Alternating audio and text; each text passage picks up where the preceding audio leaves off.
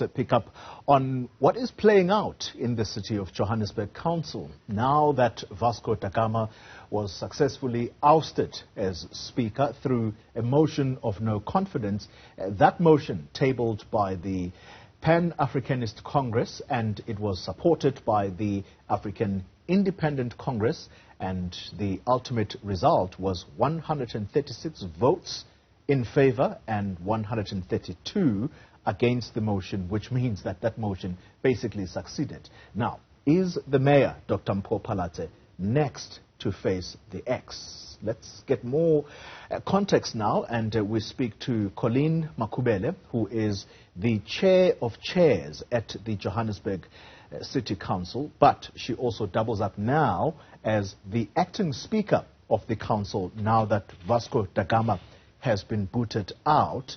Let's establish this firstly. Very good morning to you, and thank you for joining us in the studio. Good morning. You are in a coalition. Let me put it this way. You are a member of the Congress of the People in that council, but you also are a coalition partner of the DA-run municipality here in Johannesburg. Which way did you vote on Thursday morning? Good morning, Xoli, and thank you so much for having me here. I must say, first and foremost, I stand on the shoulders of great women, mothers of the nations, that have led us to where we are. Women like Susan Smith, who were willing to stand and say, I'd rather march across the Drakensberg than to subdue myself to the British rule. Women like Helen Suzman, who stood alone in Parliament for the right thing, fighting for the for the rights of black people. Women like the mother of our nation, Mama Winnie Mandela, women of 9 August. And I stand to say we voted for the motion to oust the Speaker. But you are a coalition partner Yes. of the Democratic Alliance. Why did Yes. you do this? We are a coalition partner, but first and foremost, our primary responsibility is for the residents of the city of Johannesburg. If the decorum of council that must run properly is for the accountability and governance. And as the chair of chairs, I'm responsible for oversight in the city of Johannesburg. When I sit in council, I don't represent a coalition. I represent the residents of the city of Johannesburg. As much as the coalition governs us in how we behave, how we vote, how we cooperate in order for governance of the city, if we see that there's something wrong, we have to voice it. If the Speaker is not fit for purpose, if the Speaker is not able to hold the decorum of the House, if the Speaker is not able to hold the executives, including the mayor, accountable, we have to speak out. If the power is not balanced, we made a mistake in the coalition in that we've got a DA mayor, we've got the DA speaker, we've got a DA chief whip. There is no accountability. It's manifesting in the resurgence of Soweto Parliament, in the residents that are protesting every day. Our constituencies are not being served. And this motion was brought by the minorities, even within the coalition, to say, let us balance the power within the coalition so that the coalition is not a DA-led, as you are saying. It's supposed to be power sharing amongst all parties. And we are not fans and spectators because we have one-seat parties, one seat in council. No. All of us should be able to sit around the table, make proper decisions for the city, not dictated to by the DA from Cape Town. All right. Let me try and go through this step by step. We're going to talk about Vasco da Gama and the actions in a moment. You are the chair of chairs. That means that the committees, the chairpersons of committees in the City Council, they all report to you. Your position is as powerful as that of the Speaker, which is why you are the acting Speaker right now. What is the difference? What is this power balance you are crying about, given what I've just explained? My position around the committee's oversight, as I have said, I report to the Speaker of Council, who is the ultimate decision maker when it comes to the legislature. When I raise issues and my voice is not heard, it's a problem because I'm a one-seat party. So hence we understood that information is being concealed by the Speaker. There were a lot of issues that we are experiencing in Council because of the position of the Speaker. And when we raise it within the coalition structures, and we've raised it many times, it was not being listened to or heard. Of course, we respect the agreement that has been signed, but the agreement must serve not DA. It must serve the residents of Johannesburg. And if my constituency is not being served, and they give me a mandate as my region to say, if you are not able to serve us because of this coalition, then let's get rid of the people that are blocking it and get people that want to serve the residents of the city of Johannesburg, whether within this coalition or that coalition. For the citizens of Johannesburg, it doesn't matter. What matters is, are they being served? Are they being respected? Do they feel they have a mayor and the Speaker who represents them in Council? That is the key thing. You mentioned that the Speaker was concealing information.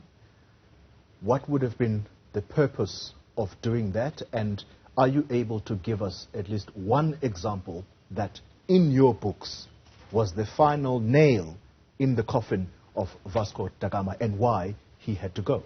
I'm not at liberty now to give those details, but let me tell you, it has been playing out in the media. Letters have been written, petitions have been written by councillors in Council demanding that the Speaker does not conceal information that must hold the mayor and the executives accountable in running of the city of Johannesburg.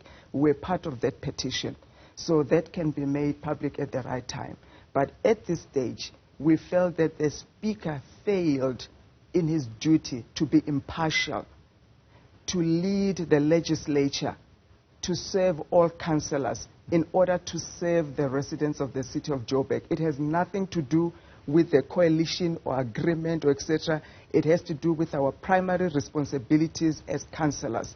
And all of us at the end of the day, whether we agree to cooperate in a form of a coalition, we have to remember that we've got an obligation and a responsibility through the oath that we have taken as councillors to serve the residents of the city of Joburg, not to listen to DA or Action SA or any party that wants to dictate how other parties must run. And it's disappointing to even hear that it's the DA calling other parties to discipline their councillors. What did the councillors do that violated the constitution of their parties and the constitution of this land? The fact that they vote with their conscience when called to, according to the mandate that were given by our constituencies, should be commended, not to be publicly made villains, because they stood for the right thing and they know it, and the DA is bruised because of that. Let me put it this way, so that the viewers who may not understand how these things work. So, if we were to use the example of the National Parliament, yes, at the moment,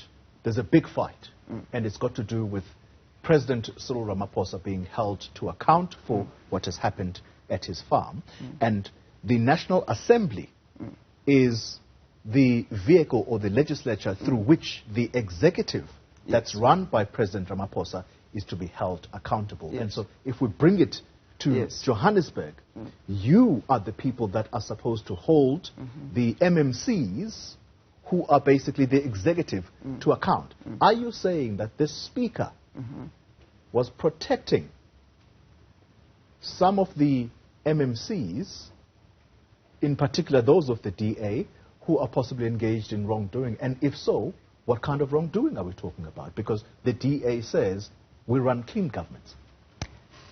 Xoli, anyone can stand up and say they run clean government. And as far as we are concerned, clean government is a very big word for DA or ANC or any parties that we have seen in government at the moment, whether it's yellow or blue. Clean government, corruption, etc., it's prevalent. And we as the minorities have come up to say we cannot have that. If the mayor of the city of Johannesburg has not to this date been able to go and address the issues of Soweto, go where she's called by the communities, and the Speaker is not able to hold her accountable for that through what we also raise in Council, it's a problem. That tells you that people are being protected. And if we balance that power as the minorities, and this is the reason for the motion, and that's why we supported it, to say, let us balance the power, because you cannot be a referee and a player, and that's what's playing out in Parliament as well, in the National Assembly, because the big party has the Speaker and it has the President. Who is going to hold the President accountable? It cannot be them. We want to remove that position of the Speaker and ensure that we put somebody that has no party alliances to the executives in any form or format, so that they're able to stand. When the mayor is wrong, we must be able to say, Mayor, you are wrong. In Diepsloot, there's an issue. Go and sort it out without having been protected by the legislature that is supposed to hold you accountable. We cannot have a situation where there is no separation of power and there's no balance in how we execute our functions and our duties. And that is what we are trying to correct through this motion. At this stage, it happens to be Vasco da Gama who was sitting in that seat. It could have been anybody. And we feel as minorities now, and even within the coalition as minorities, it's an opportunity for the mayor now to come out and show herself, to say, I want to serve the residents of the city. And she has the opportunity to do that. But if even the mayor herself cannot rise up out of this occasion and ensure that all the constituencies in the city of Johannesburg are catered for, everybody who wants her and demand her as a mayor can access her and get services that they want. We will not hesitate as minorities to say, let's put another motion where we can overturn and overturn until we get the right people. We don't want this city to be run by Cape Town. All right, let me ask this question. The ANC has already alluded that next week it is going to be the turn of the mayor, because a motion will be sent to council of no confidence in the mayor. Are you going to support the removal of the mayor of Johannesburg should that motion come? That ANC and any party can bring any motion. Hence, Action SA also brought a motion of anything. Anybody who is in council has a right to bring a motion according to what they see fit and what they want to do, and it will have all their reasoning. The ANC can bring that motion. We get our instruction from our regions, the people that have put us in power, and our leadership. If we look at the motion and we see the reasons that they put in there, and the reasons indeed make sense, we will then have a consultation to see what to do. If we see it's frivolous reasons and whatever, we'll not support the motion. We can't tell you sitting here whether we'll support tomorrow's motion or next week's motion. It's not our business to speculate on those things. The motion comes on the table and we look at it and say, this is the motion, what is the intention of the motion, what is it going to serve, and we make decisions based on that. It is not personal to, is it Dr. Palatse, is it Vasco, is it whoever. It is very much in line with our duties and our oath as councillors and our parties and what our parties represent. All right. You keep making reference to the city of Johannesburg being run from Cape Town. Are you saying you're being dictated to, and who's doing that dictation from Cape Town? Even as we speak, I'm being told by Madam Helen Zille from Cape Town that I cannot be acting speaker. It's my duty to be acting speaker. There's no speaker. DA does not run the city of Johannesburg. The multi-party coalition is given a mandate by the people of Johannesburg to run the city. When did you receive that call from Helen Zille? I'm not at liberty to share those details right now. You've but already told I'm us. the acting speaker of the city of Joburg, and I want it to be known that the city of Joburg is going to function, and we are going to elect a speaker. If the motion of the mayor comes, it will be looked at, and the councillors will decide how they vote through their constituencies and what their parties believe in. You've just said that Helen Zille has told you that you cannot be the acting speaker. Is there a preference from her side as to who should be the acting Being speaker? DA, they prefer the DA candidate to be the speaker because they understand the power that the speaker holds in running the council and in holding executives accountable and in saying no when wrong things want to be done. And it's not the first time, by the way. that we have stood, even as minorities, to say no. They wanted to bring a city manager from Cape Town. We stood and we said no. It didn't pass. The only reason that you are seeing this now playing out in the media is because we have succeeded in saying no to the dictation, to the bullying, to really being run by other forces except for the collective of the councillors that are voted in by the people. It's not the first time we vote against the coalition. We've done that before. But when they have the numbers to pass through things, it doesn't matter because they have the numbers. And that cannot be how you run a coalition. People listening to you right now are going to wonder whether there is a future, at least for this coalition that exists right now. Is the future of the coalition government in Johannesburg in limbo right now? There's nothing in limbo. There is a future if the DA and all the other parties can introspect and stop being egoistic and trying to be the DA-led, the bosses, trying to dictate to us even through our leaders. Then there is a future. And if this coalition is going to introspect and start to serve the people of Johannesburg, not to serve the DA and what they want to do with the city, because we can see where this whole thing is going, then there will be a future. A coalition can be formed. Even today, minorities can decide to form a coalition. And if that coalition is going to serve the needs of any other, of all the residents in the city of Joburg, that coalition can be formed today and it can run. There is no coalition that has a future or has no future unless it is not serving the needs of the people on the ground. Final question to you. Someone will say, perhaps your future may not be guaranteed given what is happening at your party at national level. And you mentioned that these coalitions, they had to be tied up from that level, at national level.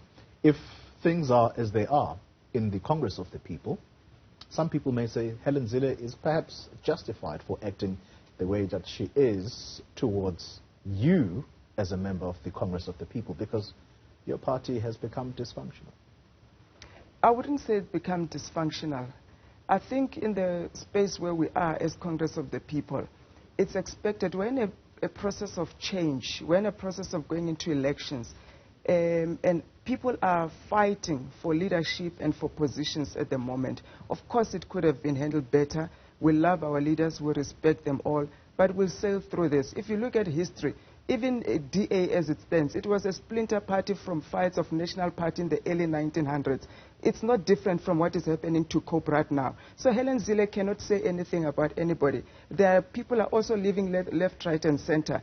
Every party now going into elective conferences is expected to have frictions, resistance to change, and all of these things. I don't condone the violence and what is playing out in the media with our parties and our leaders, and I'm very confident that we're going to arrest it and ensure that we take the right direction in future.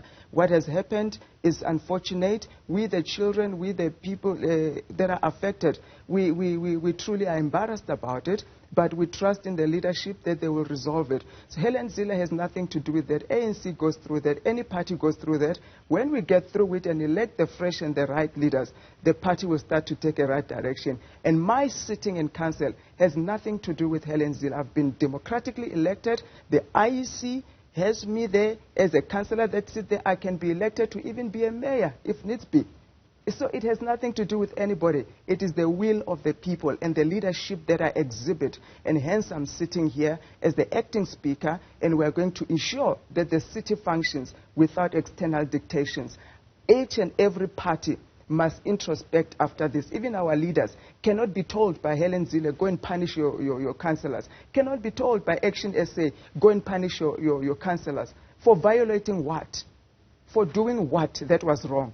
For standing for what we believe in? Coalition agreement cannot run individual parties. Individual parties have their own structures and mandates from the people. We only agreed to cooperate as far as running the city of Joburg. Not for you to tell me how to vote. I'm not a cow. I'm a leader in my own right. I must make decisions that I think make sense for my constituencies in consultation with them.